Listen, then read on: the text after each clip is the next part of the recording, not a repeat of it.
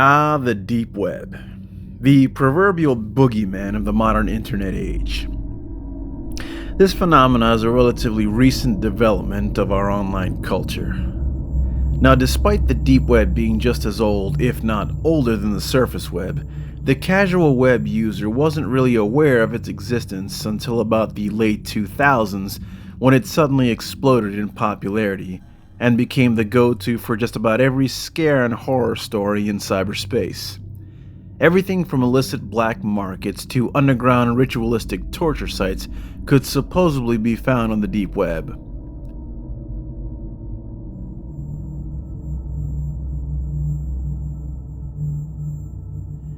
But what exactly is the deep web, also known as the dark web to many online surfers?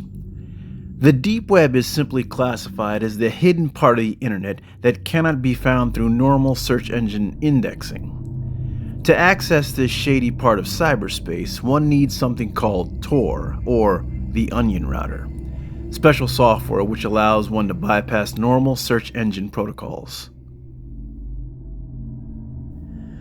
Along with all this hype came the arrival of the aptly named Deep Web Video, an obscure and usually highly disturbing piece of media which depicts all manner of horrific, shocking, and unsettling imagery, and of course, originating on the deep web.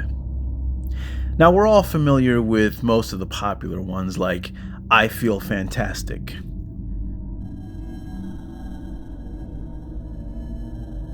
Blank Room Soup, and Lost in the Paris Catacombs.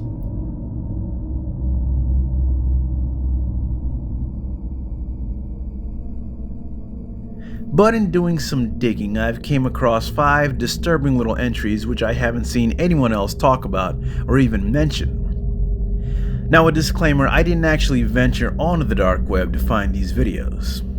As disturbing and vomit-inducing as some parts of Reddit might be, it's not quite deep web levels of eerie. And yes, that's where I found these entries. Whether they truly came from the recesses of the deep web, who can say? But I hope you find them entertaining and creepy enough to keep you engaged. Now, without further ado, here are 5 little-known creepy deep web videos. Enjoy.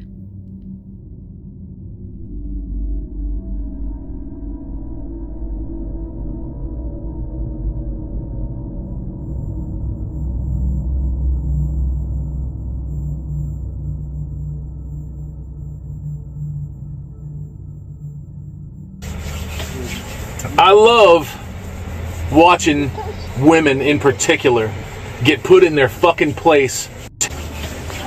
I love watching women in particular get put in their fucking place. Are you sure? I love watching women in particular get put in their fucking place.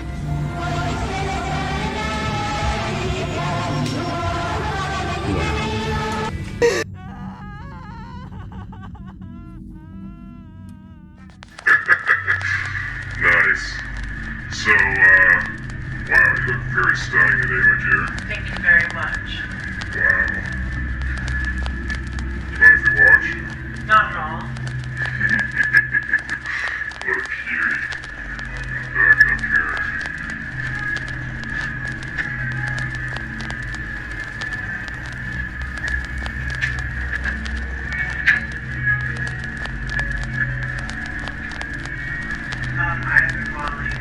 I don't want to say it. It makes me sound old. Really? Yes. Wow. I've been modeling for 8 years. Really? That's great.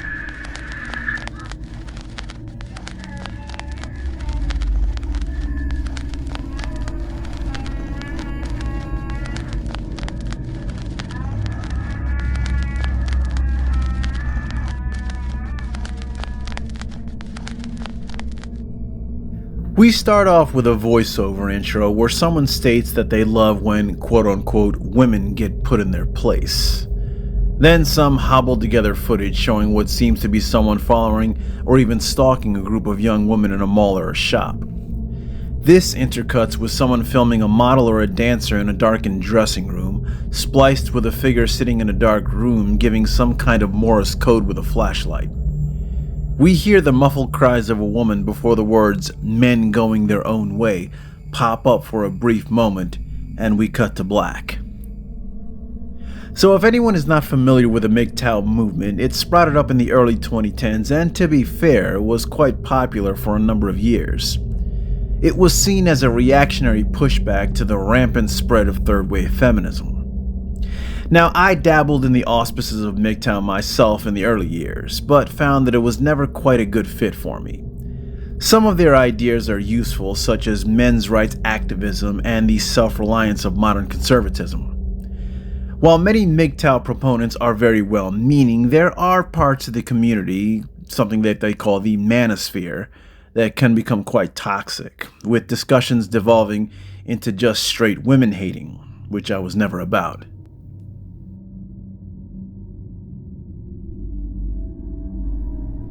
However, with all that said, it is in my opinion that this particular video was probably put together by a rabid feminist in order to make MGTOW look dangerous, and that its ranks are full of nothing but misogynistic, sex-crazed women abusers, which is, of course, utter nonsense. As with most other entries on this list, I couldn't find much info on the background of this video, but I think I speak for many a guy who looks at videos like this and just cries straight BS. Nice try, feminists, but it didn't take. But hey, it's got good editing, I'll give you that.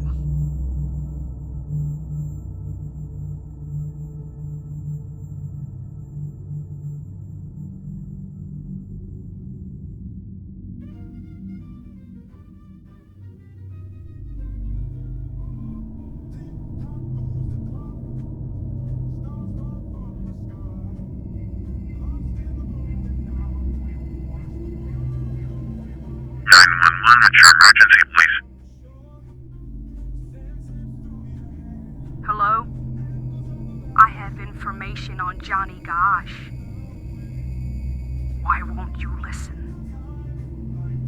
Taken, taken, taken, taken, taken. Why won't you listen?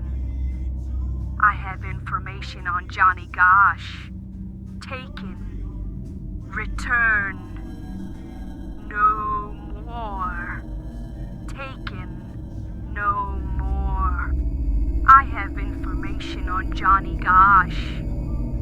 Why won't you listen? Why won't you listen? To set the stage for context, during the spring of 1982, 12-year-old Johnny Gosh disappeared off the streets of Des Moines, Iowa. His disappearance has been an enduring mystery for the better part of 40 years. It is now widely believed that young John Gosh was abducted by human traffickers in the early morning hours while the boy was out on his paper route. 15 years after he vanished, Johnny's mother, Noreen, claimed that her missing son actually made it back to her doorstep. In the space of a few hours, Johnny supposedly laid out a frightening tale of a child prostitution ring that he had been a part of. Johnny also said that he had been moved across the country by his illegal handlers as they were desperate to try and keep him moving around. Before he could divulge too much, he told Noreen that he had to get going and that he would contact her again soon. But unfortunately, Noreen Gosh never heard from her son again after that. All investigators had to go on was Noreen's word that this encounter ever happened, and it remains unconfirmed to this day.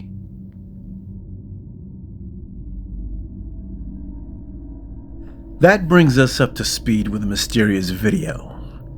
We start with grainy footage showing some kind of skeletonized hooded figure with what sounds like a classic 50s melody playing in the background. It switches to some kids and parents playing in a schoolyard before we hear what sounds like a 911 call being placed. We hear the voice of a distressed woman who claims that she has information on the disappearance of Johnny Gosh. But she doesn't elaborate and just keeps repeating the same few phrases over and over again. She asks why the operator doesn't listen and utters the words taken, return, and no more with no further context before the video cuts out. As with the previous entry, I couldn't find any more information about this video's origin, when it was uploaded and by whom. Most likely just an edgy art project, but then again you never know. Could this have been some forgotten call of a woman who actually knew what happened to Johnny Gosch? It certainly does give you something to think about.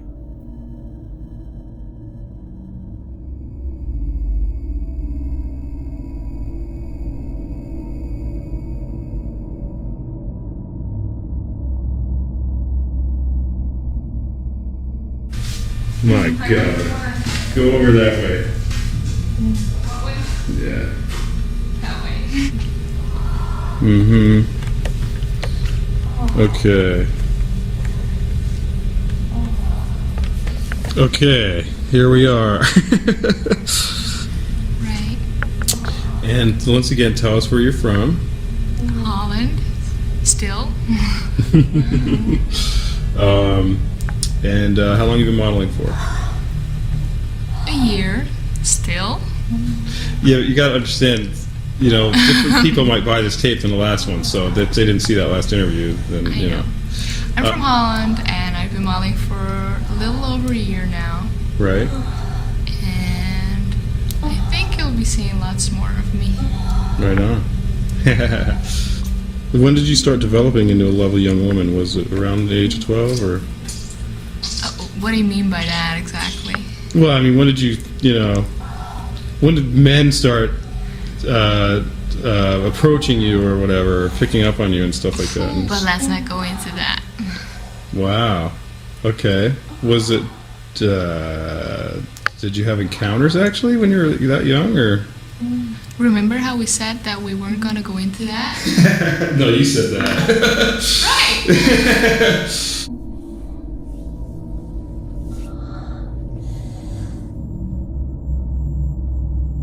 Now, in my personal opinion, this entry was the most off-putting and unsettling entry on this list. We start with a title card that informs us that this video is supposedly taking place in July of 1999.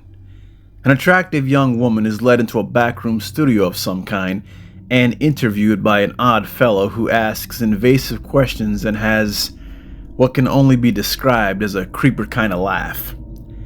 At various points in the video, you can clearly see her getting irritated and even uncomfortable with the nature of the questioning. She goes on to say that she's from Holland and that she's been modeling for about a year at that point.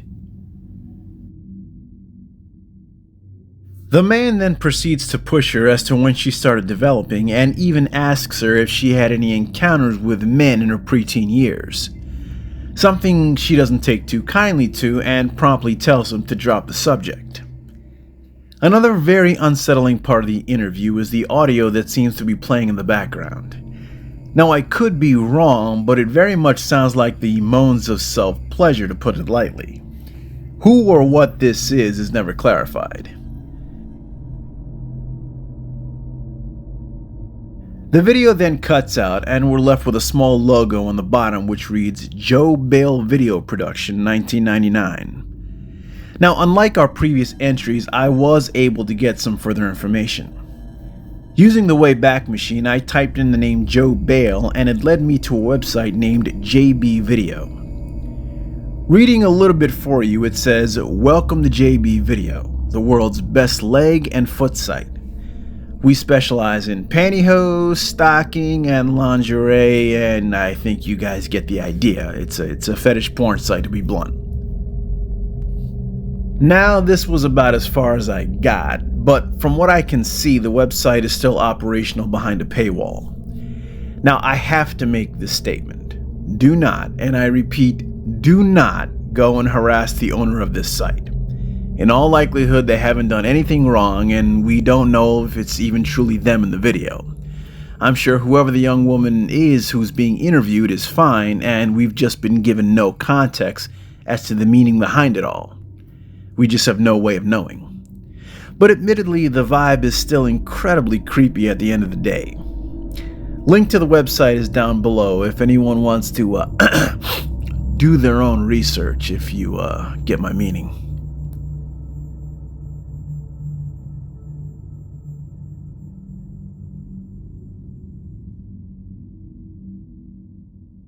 Further ado, why don't we dive headfirst into match number 10.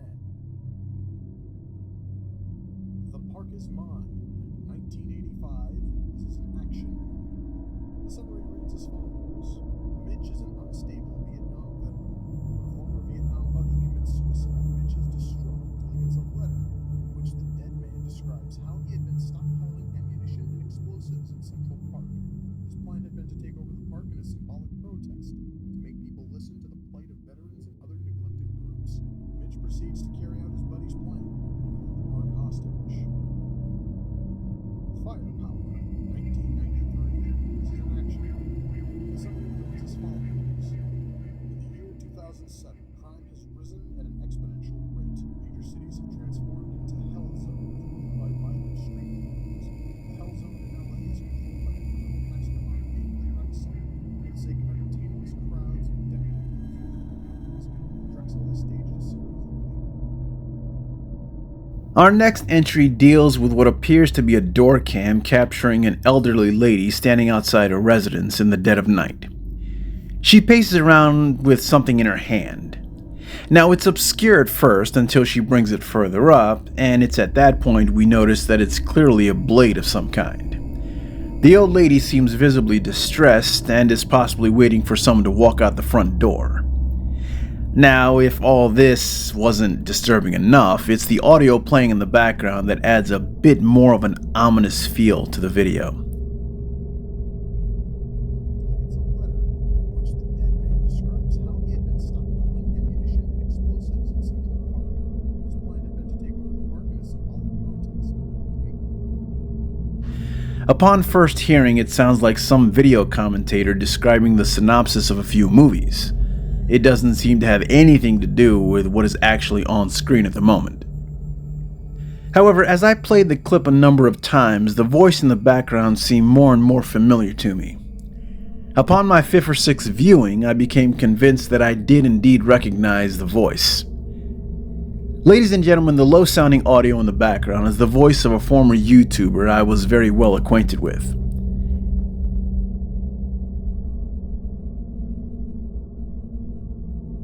This is Emmer Prevost, also known as Helsing920 to some of his fans. Emmer was a movie reviewer on YouTube during the 2010s, known for his honest, yet somewhat abrasive opinions on movies and pop culture. He led a flagship series on his channel known as Reaction and Review, wherein he would sit down to watch a movie for the first time, film it, and immediately give his thoughts on the movie that he just saw. Well, guys, that was Mordecai. Let's shut that off. Okay.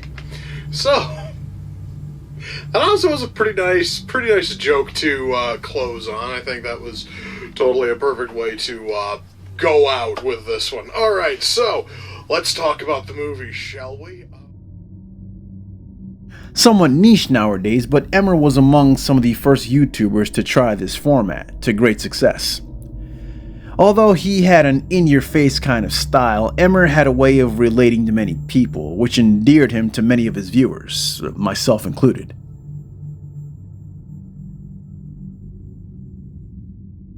Tragically, Emmer Prevost passed away in the summer of 2017. Details are not widely known, but it was well documented that the man struggled for many years with health issues due to his excessive weight. It's rumored that he underwent a risky gastric bypass surgery and died on the operating table, although these details cannot be corroborated. His passing left a deep void in the minds of his fans, and it was felt that YouTube was left somewhat of an emptier place without Emmer. There can be found many touching and heartfelt tributes to this man known as Helsing920. All you gotta do is look for him.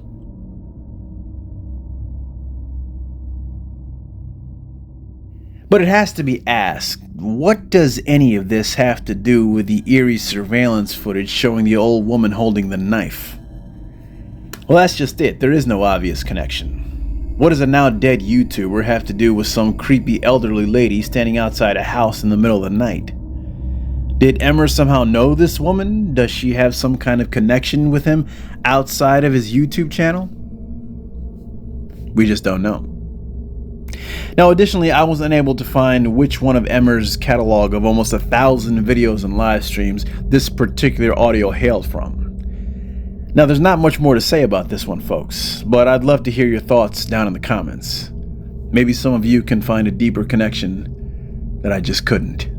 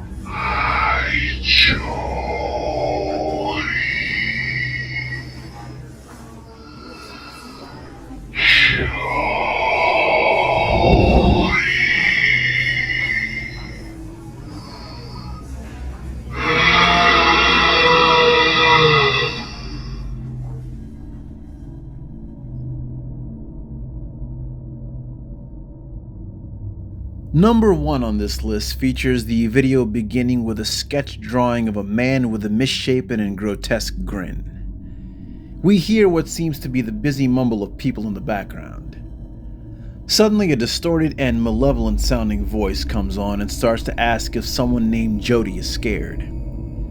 Another more obscure image fades in on top of the man with the wicked grin. Although the image is extremely hard to make out, we can see that the figure appears to be wearing a hood and has red glowing eyes.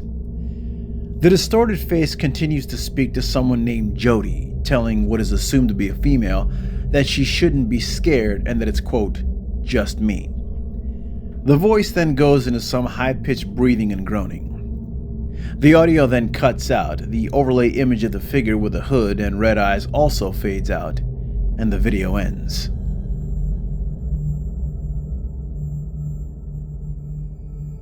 While on the more unsettling side, this particular video doesn't seem to have much context behind it. The creepy audio and the sketch of the man with an almost demonic smile kicks up the fright factor a few notches. And interestingly enough, I have seen the sketch of this man posted before on places like Reddit and 4chan, but could never ascertain its origin. Now, in retrospect, it's kind of your typical deep web scary video with creepy audio and visuals. The reason I put it at number 1 was because of the sketch itself. The image is just so unnerving, and you can almost swear the eyes are following you, and you expect whoever this is to blink at any moment. But, like with others on this list, that's about all the info I could find on the video. What does everyone else think? Is this just a typical creepy video, or is there something more going on here? Who is the person known as Jody, and why does all the interest seem to focus on this individual? It could be nothing, but then again, maybe not.